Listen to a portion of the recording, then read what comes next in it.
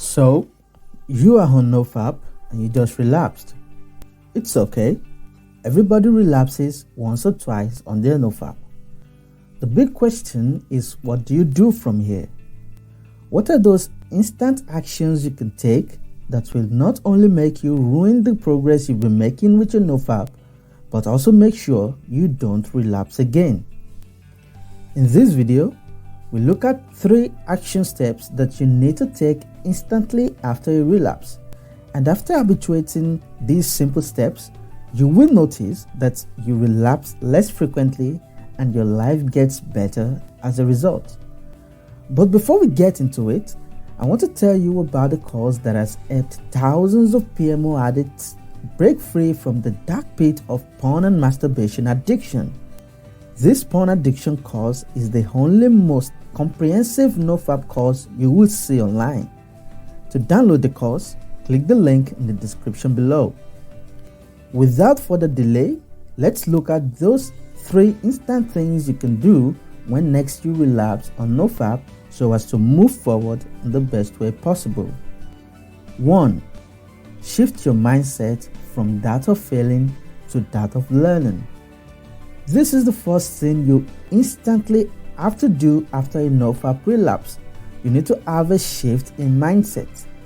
This shift in mindset is important because if you don't do it, you will enter the chaser effect and find it difficult to get back on the NoFap wagon.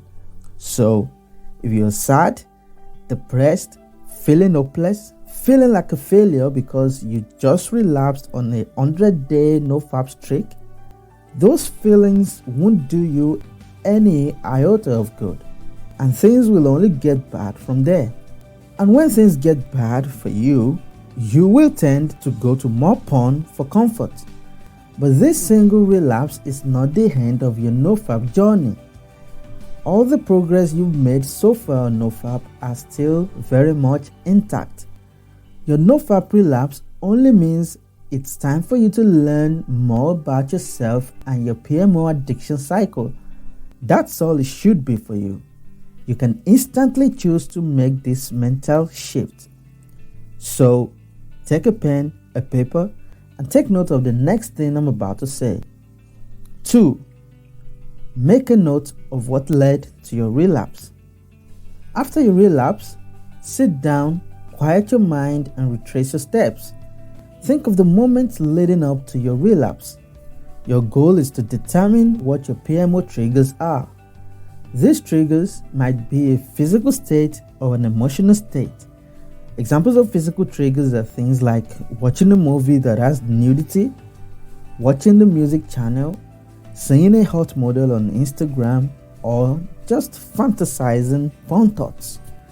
Examples of emotional triggers are things like boredom, depression, feeling inadequate about something, failing at something. Some triggers have been subconsciously programmed to evoke porn use after an event occurs in your life.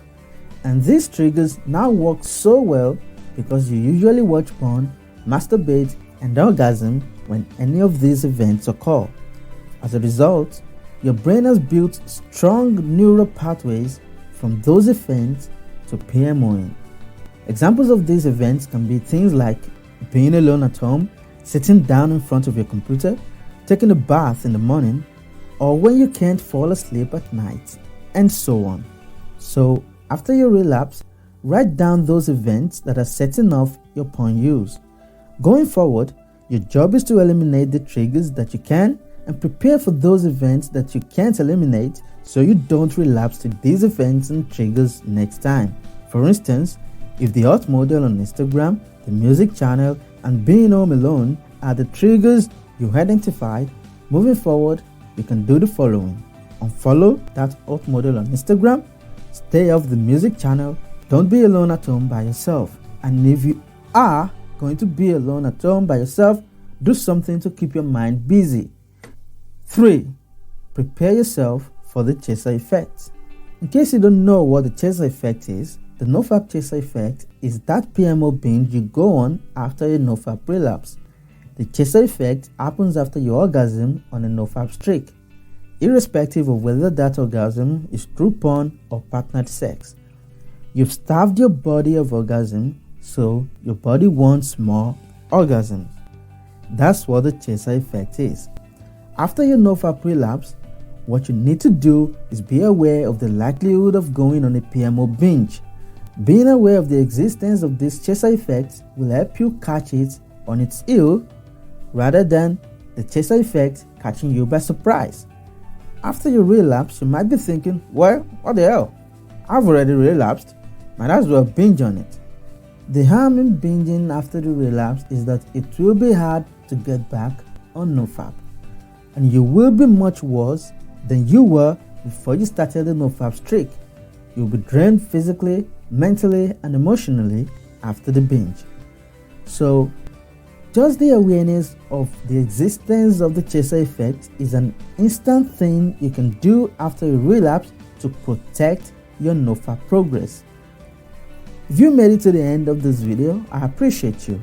Please like, comment, and subscribe to this channel for more insightful NoFap videos like this one. I usually drop videos every week, so I'll see you in the next one.